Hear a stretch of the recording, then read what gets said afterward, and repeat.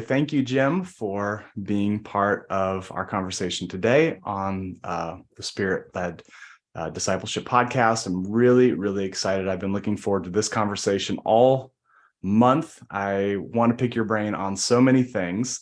But first of all, I just want to ask you if you could share a little bit of your origin story. I know you've authored many books. You call yourself a neurotheologian, but what I found most fascinating was how this all got started for you, this intersection of faith and psychology and neuroscience, and how this became kind of a personal passion for you.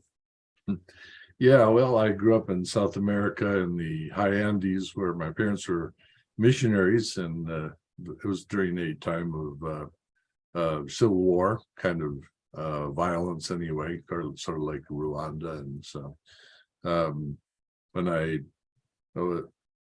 grew up, I wanted to be a medical doctor. And so I was always interested in science and the body. And I still have a diagram of the 12 cranial nerves I drew when I was 10 years old or 11, something like that. Is what I wanted to do. And so the fascination with the body and how it works is kind of always there. And then I was in the middle of a Christian environment, as missionaries. So the two things sort of coexisted, but they didn't seem to be connected in any way other than, Christians do, medicine and medical work and stuff like that. So when I got into Bible school, I got into a kind of a crisis of faith, you might say. I wasn't sure if God existed, or I'd just always been raised to think he did. And so I decided to try, so that's a whole nother story, but I decided to give it a real test. Let's see if this Christianity stuff works and makes a difference. And if it doesn't, I'm gonna bail. Well, so I went to the New Testament, and as I'm reading it carefully, it seemed to say three things that made a difference to me, which was one, that you shouldn't do anything out of fear, and I did everything out of fear. And second was that you're supposed to talk to God about everything, and he was supposed to answer you. And I talked to God about some things, but answering that didn't seem to be part of the equation, other than maybe you'd kind of look around and see if anything had happened out there, God can have a bicycle, and then you watch for a bicycle or something, that kind of thing. Things that kids like, Yeah. And then the third was you're supposed to love people deeply, and that's what I was afraid of, was people. So, they're the ones that cause all the trouble around. So, yeah.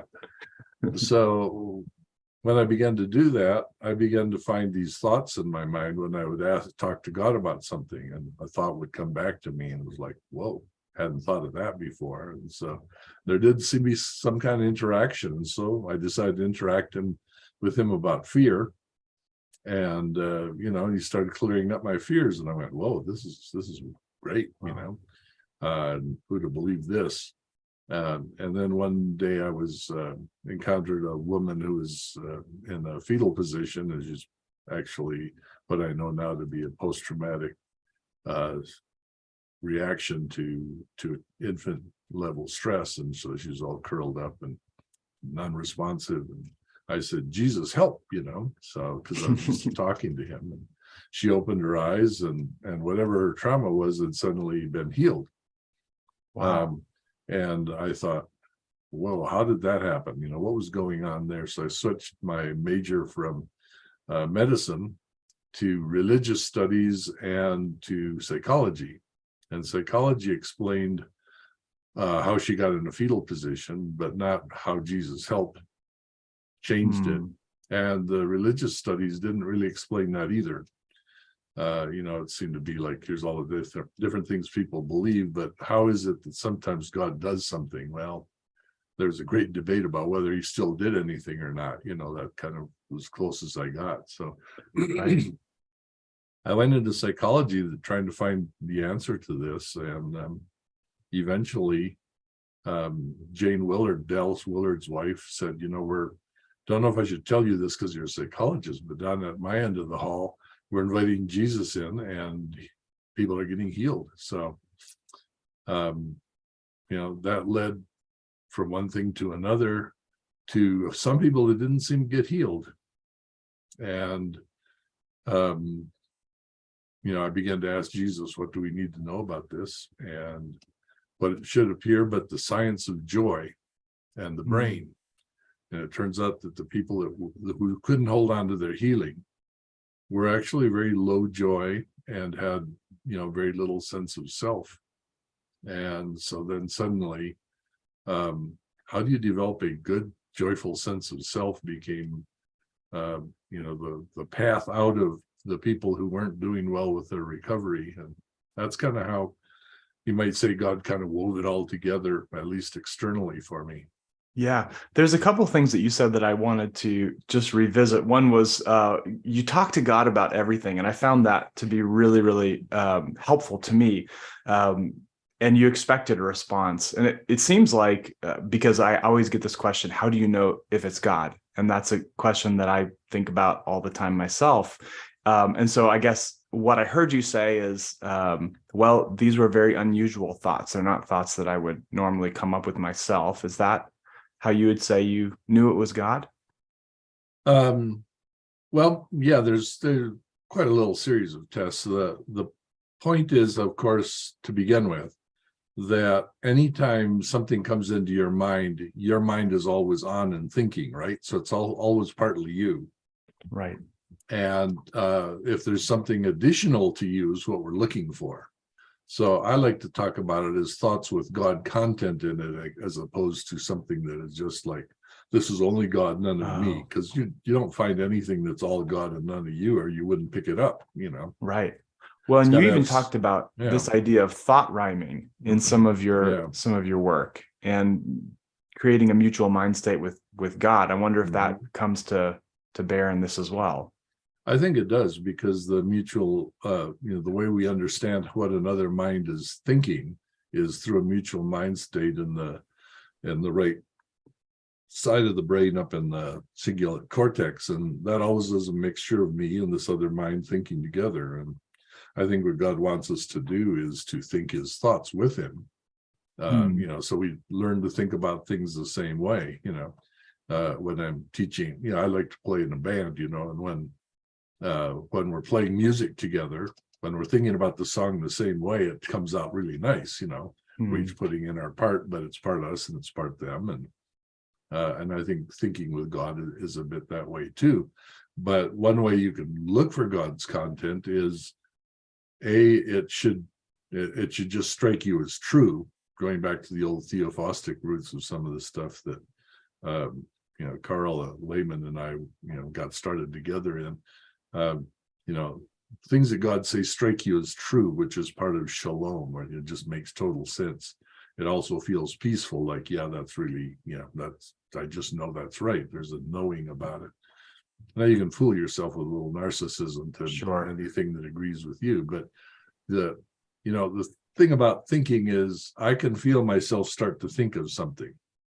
I'm trying to think of an answer for something. I feel my brain going that way. When something pops in and it initially doesn't make any sense to me, it's like, what's that all about? It's like, I wasn't thinking that direction. This thought came from someplace else. And if it strikes me as particularly true, that's one of the tests that we can have for whether a thought has God content in it. Then we can say it out loud. That distributes it to more of our brain, because the thinking part's pretty narrow part. Say it out loud and I'll be like, I don't think so. Or, wow, that really hit me harder than I thought. We can share it with somebody else who knows God's voice, and they go, you know what, that really sounds like God. And of course, compare it with what Scripture has always said. These are a series of tests we run to see if it has any God. Oh, and the other one that also I learned from Carl Lehman, check the next day and see if it still feels true. Because if you made it up, it feels good today, but tomorrow it's like, Yeah. Well, I mean, I think it sounds like for you, the initial evidence that you are hearing from God correctly is that it did something to your brain that was unusual. And it helped you. You said it helped you resolve some of your fears, or it helped you clear up some of your fears. And I think we could probably spend the rest of our time talking about whoa, like, so many of us are stuck with our trauma and stuck with our fears. And when we find a way that God can help us clear up some of those things, that's pretty profound by itself. And that can change somebody's life. So maybe say a little bit more about that, because that, I think somebody's antenna is going up there.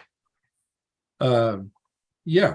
Well, the first thing for me was to start becoming aware of the things that I was afraid of. And, when you're really afraid of something, your mind just tries to make it stop.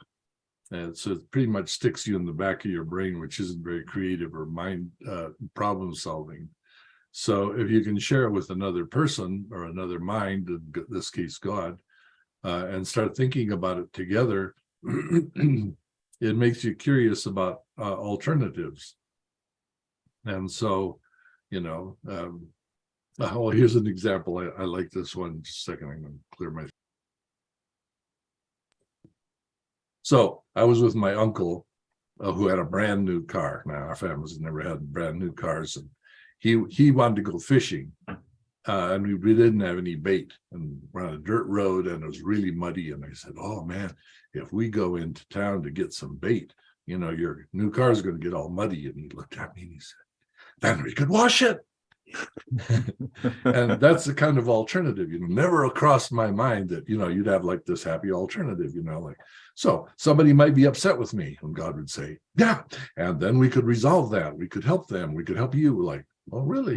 My mind never went that way. I was just trying to keep them from being upset, I might mess up a paper. Yeah, but you might learn something too. Yeah. Is that going to be all right? Then there's those alternatives, that I never thought of that before. Yeah. And then sometimes it says, God says something like, well, why you're worried about that, don't you? And I said, no. I said, well, you remember when this happened? Oh, yeah. Well, that got you worried about this sort of thing. And, things have changed. It's not the same now. And I went, oh, yeah, you got a point there, And so these conversations, I'll call them conversations, but they're thought exchanges, going on. That, I said, well, God's making things change that I didn't know how to change. Yeah.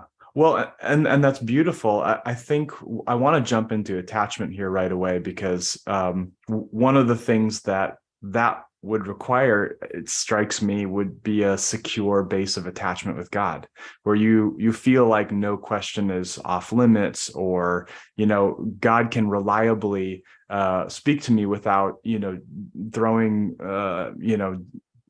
hellfire and brimstone at me.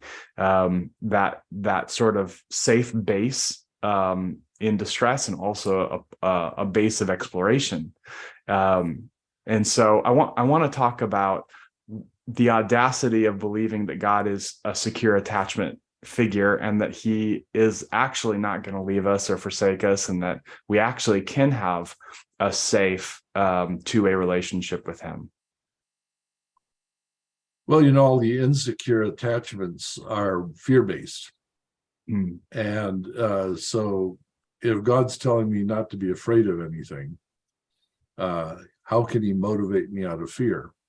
So I actually did every reference in fear in the Bible, from Genesis through Revelation, a study of it to see if God ever used fear to guide his people. And the answer was no. He used fear to guide his enemies, never his own people. Whenever his own people did something out of fear, it was always something that God didn't want done. So, like, just after Jesus was raised from the dead, he told the women to go and preach, which is to announce good news. He said, go tell my brothers that I have risen from the dead. And they didn't do it because they were afraid. Now, is that what God wanted? Or is that, does fear always make you end up doing something different? I mean, the women had reason to be afraid of going and telling the men, probably, but it didn't accomplish God's purposes. So again, how can somebody who doesn't use fear on me, how am I going to not want to be around him, but the problem for me was that all the Christians that I knew had been using fear on me since I was a little kid, And so I kind of painted God with the same brush strokes that everybody else did. Well, he's trying to intimidate me into this or that, when in fact the evidence in Scripture, and that's something that most people won't believe. So I say, go read it for yourself, because the study's pretty compelling. God just doesn't use fear on his own people. It's like, okay, they said, well, how about the fear? Fear of the Lord is the beginning of wisdom, right? Sure. Well, okay, yeah, it's the beginning. If you're afraid, what should you look at? Well, the biggest thing in the universe. And what will you find out if you look at God? Well, that he loves you. And so the beginning of wisdom, if you start with fear and you say the most to be feared is God, well, let's look at him and see if I have to be afraid. No. Just these things flow together after a while. Wow. I don't know if that's what you're asking about. Yeah, no, and that's really beautiful, because that was my question too, is what, is the fear of the Lord not the beginning of wisdom? And what I heard you say is that, yeah, but it's not the end of wisdom. Right, exactly. There's a whole lot more there. And and he's leading us into his love, which there's no fear in love. Yeah, mature love casts out all fear. That's the one of the first verses that really grabbed my attention. Like, well, I must not have it then, because I'm riddled with fears. Sure. Yeah. I think it sounds strange to us humans to think about a fearless life or a fearless Christianity, and we think about the tutoring nature that fear has had in our life. Don't touch a hot stove because you'll get burned, that kind of thing.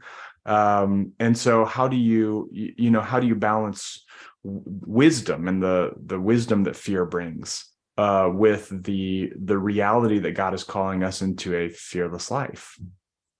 Yeah, well, I think the brain gives us a nice hint about that, and that is fear reactions are in the back of the brain. They're all designed to make something stop, and they're pretty closely tied to your cerebellum that can run things effectively for up to 15 seconds. But after that, it's lost. It's got no goals to go. So, like, if there's a cliff in front of you, you could fall, you could jump back. But if after 15 seconds you're still jumping back, you're not, you're going to be in trouble. You're going to, fall over backwards or run into a cactus or do something. So fear reactions are helpful under 15 seconds. Fear guidance, which is how to guide your life going forward, is always a bad point when you try to do it out of fear. And basically God is got to have us wired so that we can react quickly to remove our hand from a stove. But that isn't guidance. That's just like, get out of that little dangerous situation. Well, even like a bear, at 15 seconds, if you can do something to avoid a bear, fine. But if you start running, a bear's going to catch you. It's not a good guidance system. So, so we look at that. Fear has a useful warning function. Terrible guidance system. Interesting. Yeah, I was really fascinated by Sue Johnson's study. I don't know if you've read the study No. with the electroshock.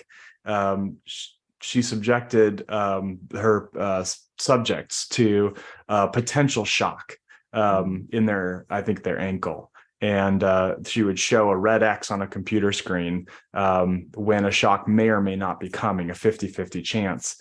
And when they were alone with the fMRI attached, they found that the part of the brain that processes fear and pain, and you would speak to this better than I could, it was lit up when they were alone. But after they were emotionally attuned to their partner, a spouse or whatever, and were able to hold the hand of their spouse, that part of their brain lost activity. Like it almost had no activation whatsoever. And her point was to say, loving attachments completely changed the way that our brain physically processes fear and pain in a way that's extremely helpful to us in distressing situations.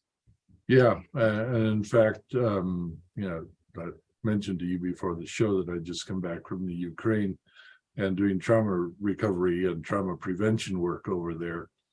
And the the shift in the mind is, instead of, oh no, what's going to happen, or how do I make it stop? The shift in the brain is, how do I recover afterwards? Right. And it was interesting study done with Vietnam vets when I worked at the VA hospital. They found that the people who had PTSD or didn't, after helicopter crashes in Vietnam, were the people who just braced themselves for the crash. The people who, as the helicopter was crashing, was, well, what are we going to do next?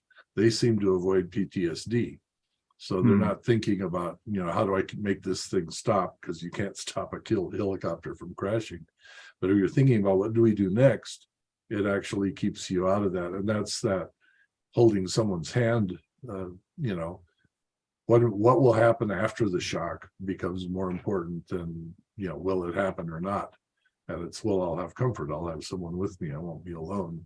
That shift in perspective, which again, Jesus says, in this world, you're going to have bad things happen, but don't be afraid because I'm going to be with you. It's basically enlisting the same mechanism. If we're looking like, well, this could be bad, 50-50 chance, 10% chance, but afterwards, someone will be with me and we'll find out what we're going to do with this. It doesn't keep you from suffering, but it does keep the suffering from being traumatic. Yeah. Well, and you said that perception that somebody will be with me. I want to bring this conversation about attachment in with discipleship.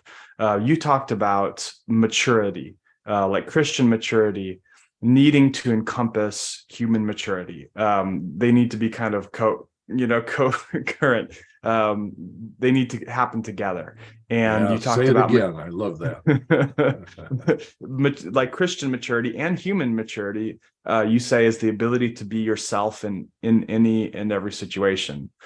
So whether I'm in a helicopter crash or whether I'm holding the hand of my loved one, I'm able to have resilient maturity and integrity within myself as the same person. And I want to talk about the ability of attachment, and we're going to go to specifically attachment with God, helping us to regulate our emotions in a way that we're able to be the same person in any situation. Mm-hmm. About 15 years ago, we really were engaging this with discussion with Dallas Willard before he died.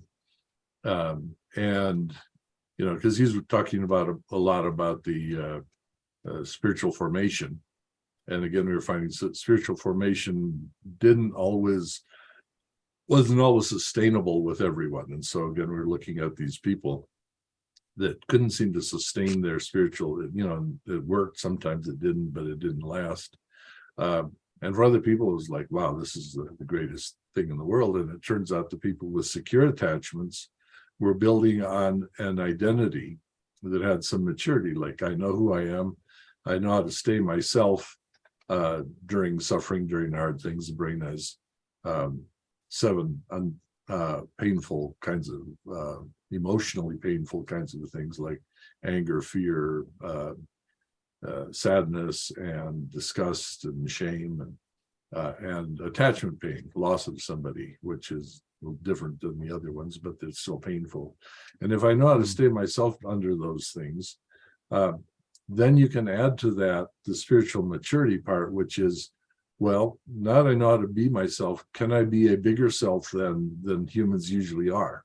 Like, now I know how to stay myself. When I'm angry, I can stay relational. But do I know how to love my enemies? No. At least I don't punch them in the nose, but, it's like, I don't love them. I can just sort of manage to not hate them. Maybe tolerate them or avoid them or something like that. And so, Dallas always used that as the benchmark of, how's your spiritual maturity side? Do you spontaneously love your enemies? Wow. And, I think that's a good test. But also, I think it's a great way of training. So, which is, where we might be headed with this conversation. And that is the places in the world where people actually spontaneously love their enemies, they've been working at it. They've been looking for those times when their brain doesn't react that way and go like, okay, now how does Jesus do this? Because I'm not, my reaction isn't the same as his. But if I don't even know how to stay myself when I'm mad or afraid or any of those other things, my identity falls apart. So instead of learning, I just disintegrate. So we build this strong emotional maturity to know how to handle all these things ourselves. But then once we've built it, we're just as good as any other human being. We're still not spiritually mature. As spiritually mature says, okay, now how do you take that to another level so your response is not just, yeah, I know how to be human, but I know how to be God's presence in this. Whoa, now we got to share our mind with God right on the spot while things are upsetting. And so I remember going back to the Ukraine, just to we're getting ready to do a let's experience God's presence. And we've done a couple of them. We start with appreciation and thankfulness. We're thankful for something. We're thankful for a time God was in our life. And just as I'm about to say, let's ask God to bring something to mind that he wants you to understand or have a sense of peace about, the air raid sirens went off, and Wow. the missiles were in the air and had been detected and were headed our way. Oh my goodness. And I remember this big smile popped on my face. I went, wow, perfect test, and so the whole audience laughed, and we all experienced God's presence right live with a missile headed our way. Wow. And we had practiced it ahead of time or it wouldn't have worked then. You see, we already knew how to experience God's presence through appreciation, thankfulness, but it kept us connected with him during the moment of stress, of an active threat. Yeah, I want to dial into this idea of God's presence. You talked about plasticizing the brain in a way that our brain is open to new interpretations and new ideas. And I found it very useful. In one of your talks, you talked about holding gratitude in your mind, I think for what was 60 or 90 seconds. It'd be 2 minutes if you want to get the 2 minutes running. Yeah. And so I tried that and I found it like, wow, I feel very warm and relational, and I feel like God is here. And so I started doing that with these seminars that I teach. And I did it in India one time where I said, well, this guy, Jim, said that if you hold gratitude in your brain for 2 minutes, it might help you connect with God better. And so I had them all think about something they own, a very simple little object, and think about all the details and feel gratitude for it. And then just thank the Lord for it as a gift, and think about a relationship that they liked and, what they liked about it. And then think about, what they liked about God and their relationship with God, and then invite Jesus to come and interact with them and be with them.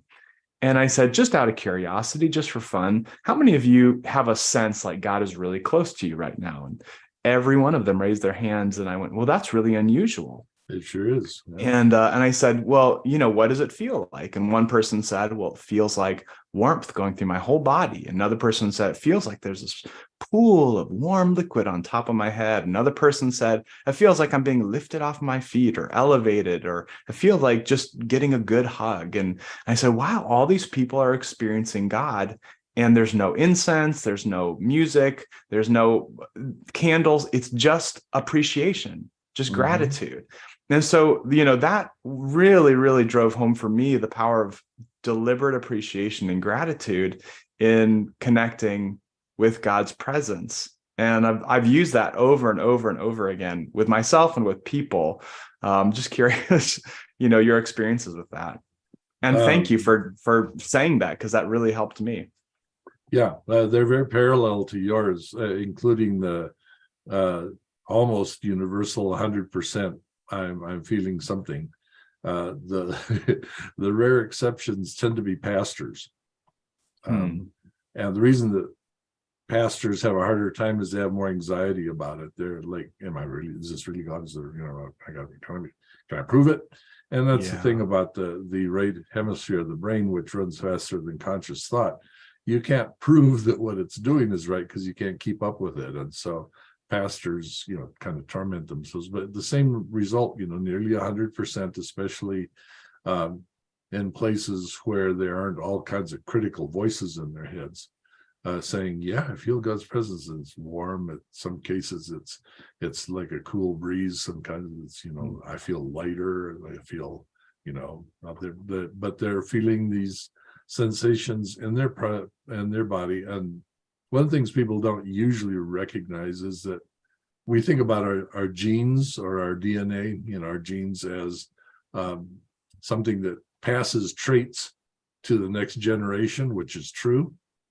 But our genes have to be activated in order on a daily basis or even minute by minute basis in order to produce certain chemicals and in our brain, and or in our bodies. And so what we have to do is activate some genes by being thankful that actually produce the right chemistry for a relationship in our brain, because it switches off to save, energy, especially at night.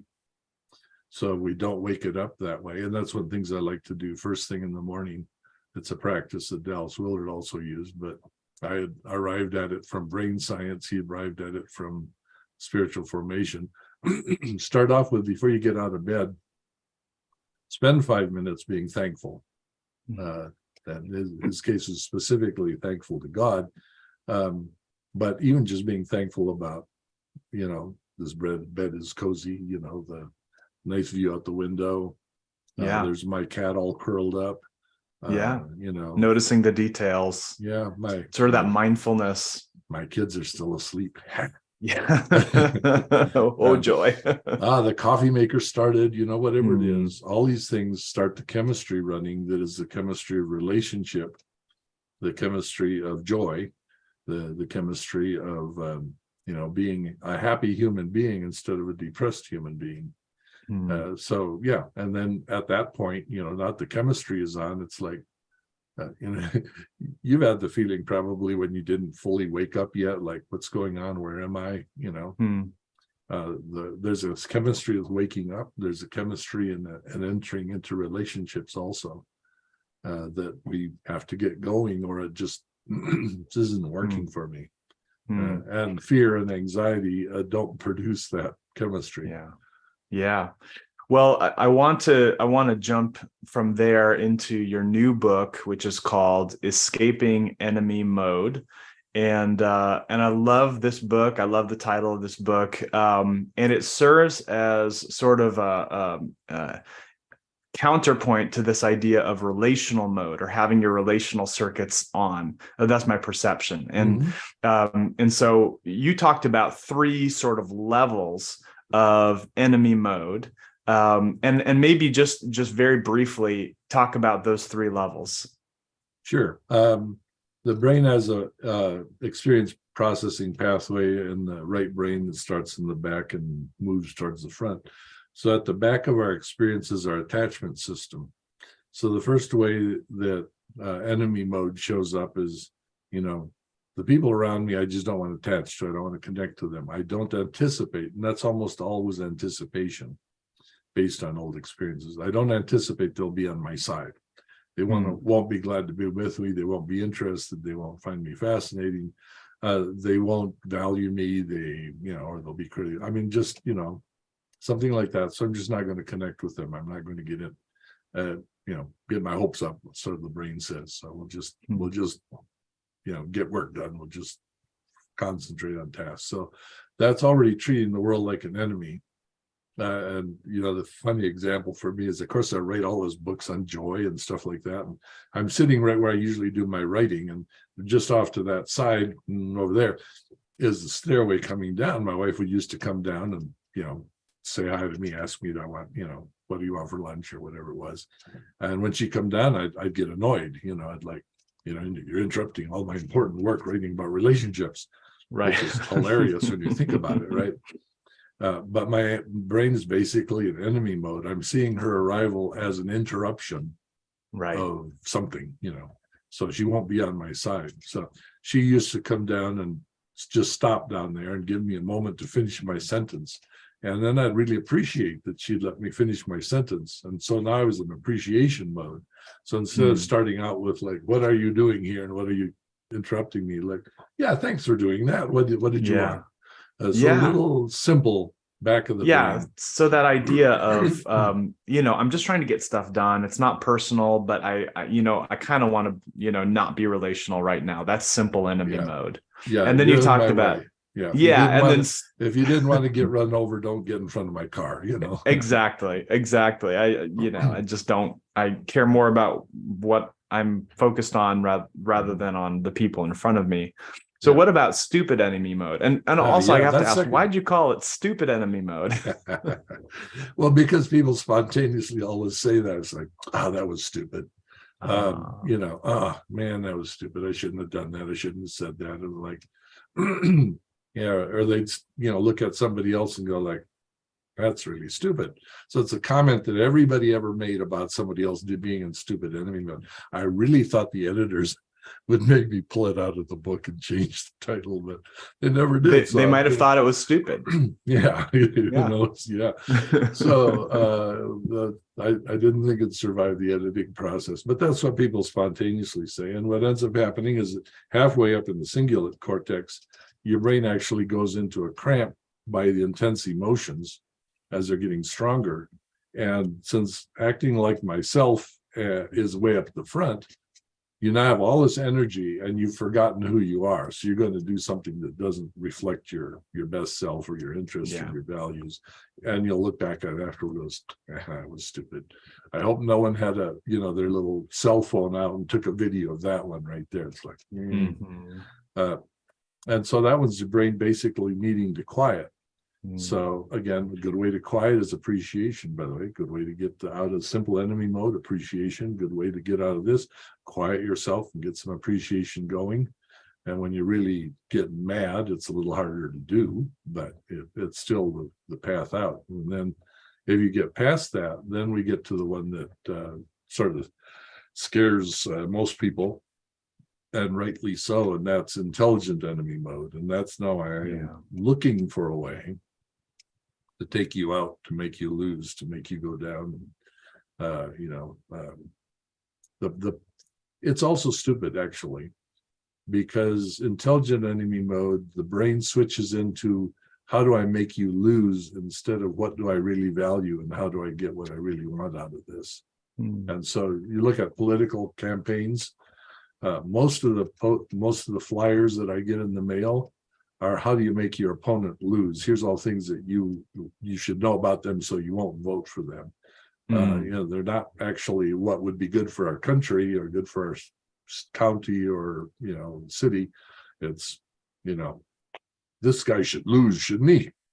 And and very often we watch the political situation.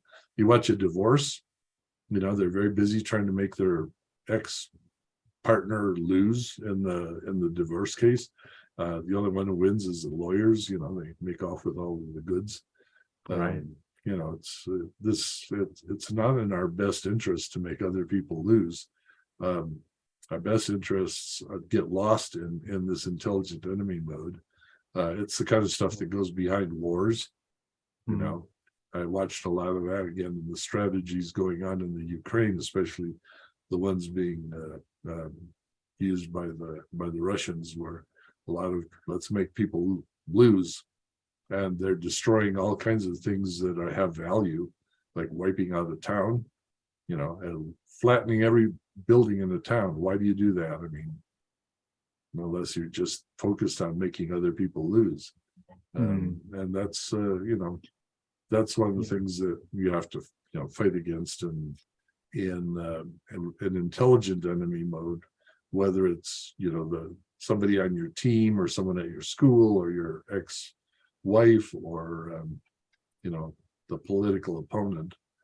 How do we get beyond just making other people lose? And to do that, we have to again learn to spontaneously love our enemies, which means we're going to do what's good for all of us, even if you're not going to be helpful about it. Yeah. So this was actually a profound quote in your book. You said, you talked about these 5 different perspectives on enemy mode and how to how to deal with enemy mode. And it was everything from finding your hive, like a moral hive where everyone thinks like me and I don't have to, I just accept the inevitability of enemy mode, all the way down to, understanding identity and attachment. And then you said that we must belong to an identity group that attaches with compassion to our enemies. And I had two thoughts. One was, wow, that's really profound. And wow, that sounds really naive. Why would I want to attach to my enemies with compassion? So which one's winning? Well, because I'm doing a lot of research in attachment, I like the idea of being able to express compassionate attachment to my enemies. But how do I do that and remain safe? Mm-hmm. Well, the delicate point you just brought up is remaining safe. What does it mean to remain safe? Now, the Western mind thinks that remaining safe is nothing painful happens. And I can tell you that option isn't reality. There's no way to avoid painful things in life. So staying safe that way just isn't going to work. You can try to reduce it. But what if what God means by staying safe is that yourself can never be destroyed, so that no matter what happens, and look at Jesus dying on the cross. Did he remain safe? Physically, you'd say no. But did he stay himself all the way through? Was his self and what his self was supposed to do active at every point in the process? And then you say, oh, yeah, he did stay safe. Nothing stopped him from being himself. So his self was actually protected, whereas his body died. And that's an idea of safety that we don't generally attach to. But so here becomes the interesting question. Human beings are the only beings on the planet that I know can thoroughly develop a false self. We've actually got a nice spot right up here in the brain. Yeah, sure it is. That can create a sort of an avatar self. We put that out in front of the people. Wow. And we're quite capable of acting like not ourselves. In fact, by 18 months of age, babies have found out that they get better results sometimes by not showing what they really feel and trying to put on a different looking feeling. And so we create this external self that that gets better results than I do. And most of us carry some feeling inside like, well, if you really know me, you might not like me that well, And, I hear every once in a while, one of my fans, and I have a few of them, come up and tell me how wonderful I am and, all these sort of things. And I'm listening to myself going like, you don't know me very well, really, do you? I'm glad you enthused, and all that sort of thing. But first of all, how can I be the best teacher in the world? You haven't heard them all, and I know some that I think teach better than I do, but, thanks for the enthusiasm. You've got the wrong picture of who I am. And then I've got people who get mad at me and they've got a different picture of who I am. And sometimes I'm not my best self.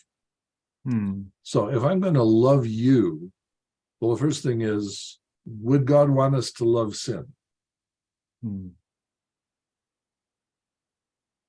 That's a question for you. What do you think? Does he want us to? I highly doubt it. Yeah. Highly doubt it, yeah. So if you have got your sinful self out in front, it's not the real you, it's not the eternal you. It's your distorted you, it's your avatar self. That part we can't love and get close to. But what is it that Jesus loves about you? Jesus loves about you the person he wants to create, the person he sees in you, the person he designed you to be, the person that mirrors his thought. Do we want to see that come out of people even when they're against us? And the answer for me always is yes. If this person was closer to who God wanted them to be, we would be having a better day. So spontaneously loving your enemies means I spontaneously want to bring out of you what Jesus created you to be, even if you're not doing that right now, and especially because you're not doing that right now. And if you think about that with your kids, you can usually start with that. When they're not being their best, the self that they were created to be, is that when you really want to see them change? You want to be attached to them. Yes. Do you want to help them do any damage? The answer is no. And so by spontaneously loving our enemies, we don't let them do any damage that we can prevent. But on the other hand, even though they may not appreciate it at the time, we try to bring out of them the person that God created them to be, which is spontaneously loving your enemies. And once you start thinking that way, which, if this is what I like to do every day. When I say like to, it's a bit of a discipline. And that is, whenever I start disliking somebody, want to avoid them, I don't want to talk to them on the phone. It's like, they get an email from them and I go like, sure, I got to have to answer that one. To go to Jesus and go like, hey, I don't like them. What do you see about them? What do you want to show me about this? Asking for his perspective, his mutual mind. Yeah. And you know what often turns out to be about me? Like, well, you know what? They're calling on this part of you that you don't like so well either.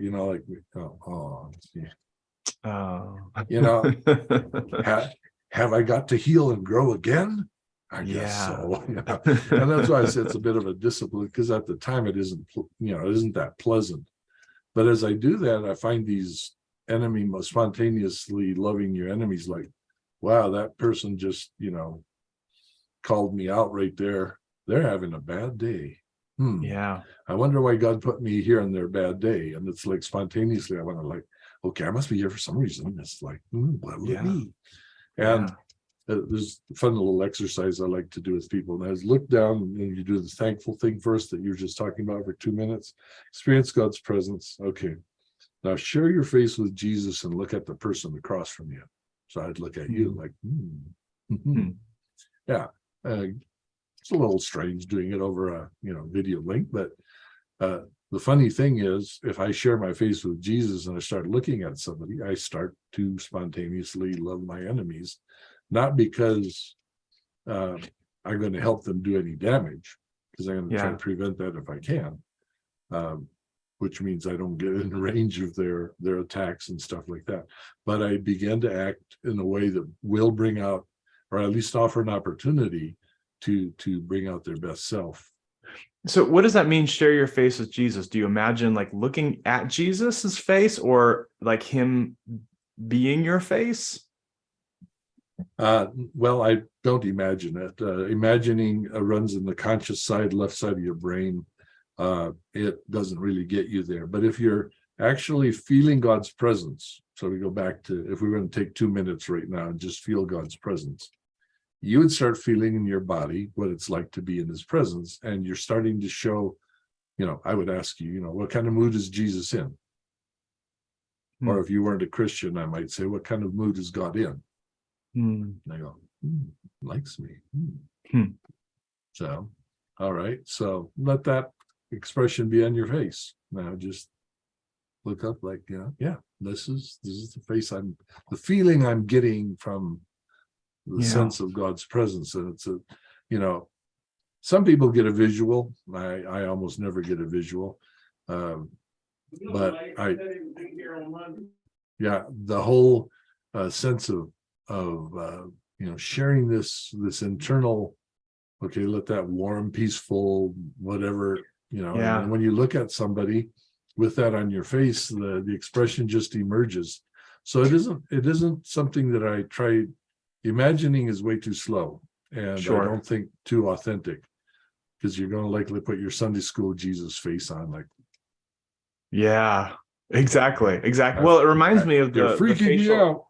It reminds me of the facial mirroring that a mother and a baby do between each other for emotional regulation. Like the baby goes, and you talked about this. The baby goes, and the mom goes, and then the baby goes, and then there's like a regulation that happens. And there's a sense in which, even if it's not a picture, on an emotional or even spiritual level, like we can do that with God. We can share his mind and his heart. We can ask for his perspective, and we can say, Jesus, like, how do you feel about being with me? Like, what is your attitude towards me right now? What is your face towards me looking like? And I found in my own Emmanuel sessions, one of the most helpful images is this picture of Jesus looking at me as a baby with his face completely relaxed, and just his jaw kind of hanging open and his eyes completely attentive, and compassionate. And it's not a scrunched up face. It's a very open, relaxed face.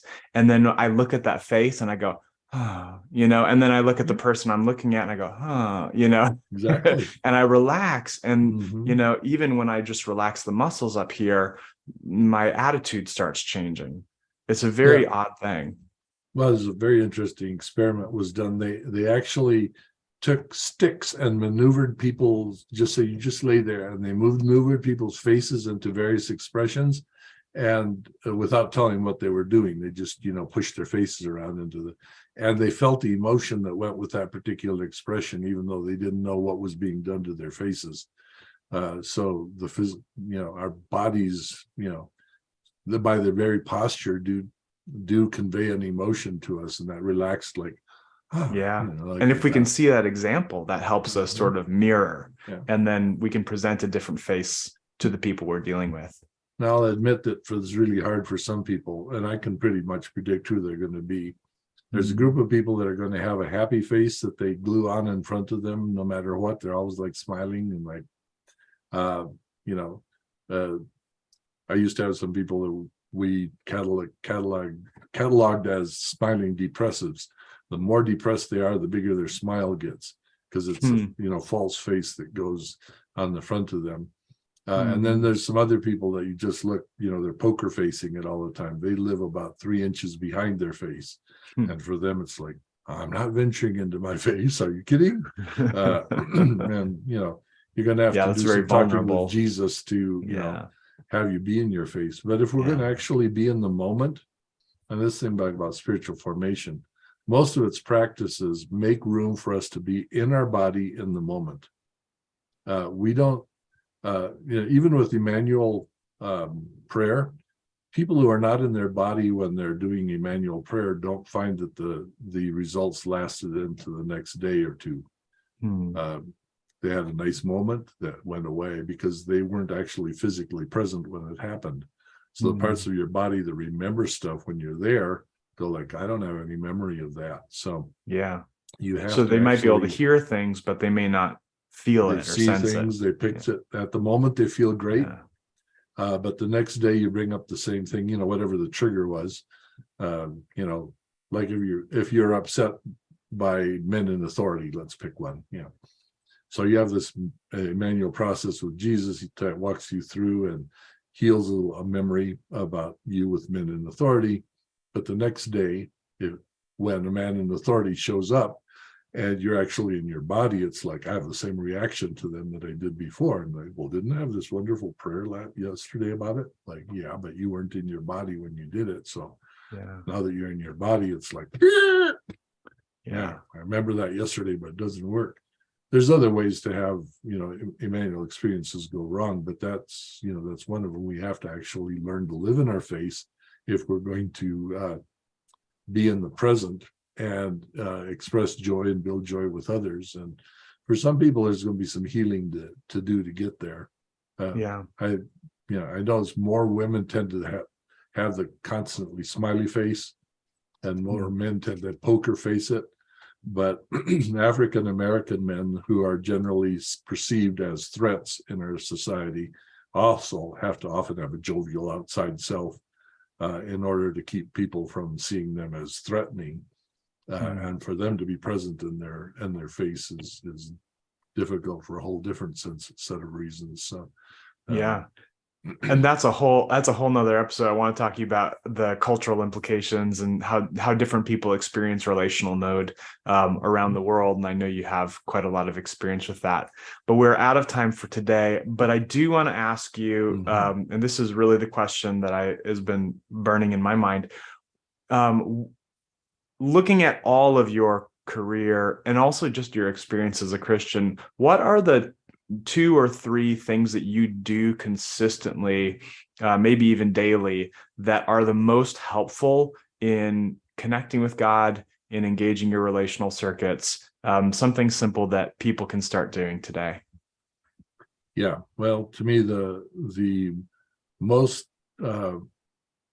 useful things have been to practice 5 minutes of appreciation in the morning before I get up, or very quickly afterwards. The last thing before I go to bed, go to sleep anyway, in bed, actually, just go to sleep in a thankful mood, and somewhere during the day as well, to go ahead and practice that. Try to sustain it for 5 minutes 3 times a day. Whole 15 minutes of practice a day. What it actually does is it keeps my normal in peaceful and joyful. And then whenever I notice my loss of peace or joy, my next thing is to go and talk with Jesus about it immediately. Like, hey, where did my joy go? What's going wrong here? So setting myself up to live in peace and joy, which your brain doesn't do automatically, and then noticing whenever I lose it. Those are 2 big practices. And then I always engage some people to help me. Like, if you see me losing my joy or peace, talk to me about it. Help me get it back. And so I've got a number of people I call friends of my heart, and they're always monitoring to me, like, Jim, are you living in your face? Are you happy and joyful, or have you withdrawn? Have you done anything like that? And so having 3 people or 4 people like that around help me monitor myself, and one of them is going to point out to me if I'm slipping. So that's my joy and peace building lifestyle. And that's wonderful. The rest of it is just has its hard moments, but that's because life can be hard. Yeah. Well, Jim, thank you so much for talking with me today. It's been a really rich conversation. And whenever I get to the end of these conversations, I just think there's somebody listening that is really desperate for what we're talking about. They want to experience God in a richer and deeper way. So if I can put you on the spot and ask you to share your face with Jesus for a moment, and just in a mutual mind state, release anything in prayer for all of our listeners that God may want to release or to bless them with. Would that be okay to ask you to pray for them? Yeah. So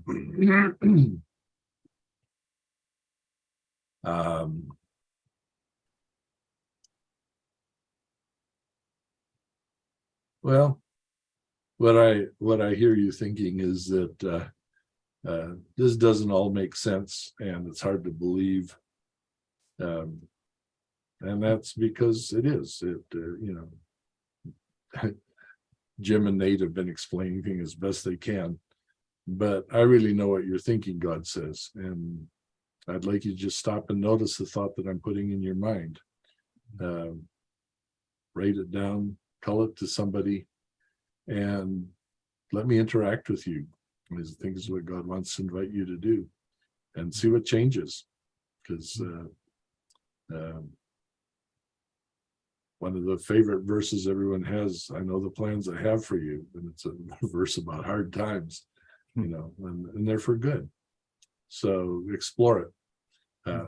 And I'll just encourage you by letting you know that whatever doesn't make sense about God, and I presume most things about God won't make sense because he's smarter than I am, I go and talk with him about it, and it makes fun conversations. So I invite you into that. Well, amen and amen. Yeah. Thank you, Jim. It's been a beautiful time with you. And I'd love to do part 2 sometime. Yeah. Yeah. Well, I'd love to do that too. All right. God bless. I'll see you next time.